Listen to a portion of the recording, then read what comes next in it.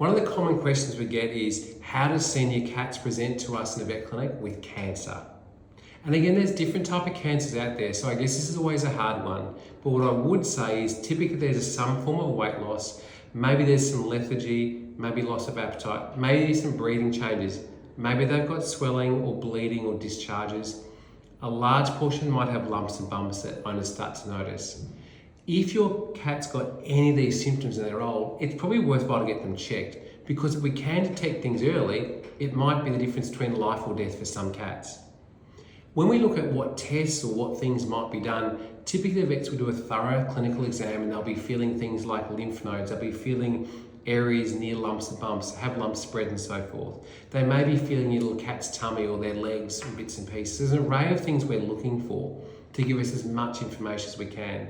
There may be circumstances where we recommend doing a fine needle aspirate, which is where you put a needle onto the lump, suck up some cells, get them checked at the laboratory to see what might be lurking beneath the skin. Because every cat can have different lumps which can be different. And the sad thing is, one lump doesn't mean they're all the same.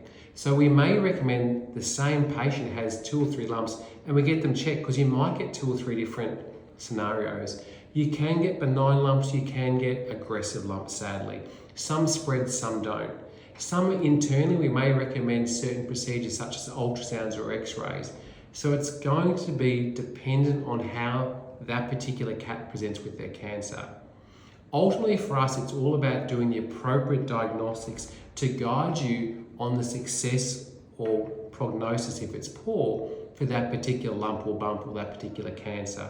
Like people, you can get tumours that affect, or cancer that affect, the blood, the bone marrow and so forth. So not every type of cancer is the same. Some are very treatable, some are less so. But reach out to the team. It may be blood tests, it may be monitoring as part of it. It may be your pet has a surgery and we remove the cancer and that's the end of it. But either way, reach out to the team, and if you're worried about your little senior cat, don't be stressed. Come and have a conversation with the team. We'll organise a vet to examine them and give you all the options to live your pet and be happy as it can be. Take care, guys. Speak to you soon. Bye.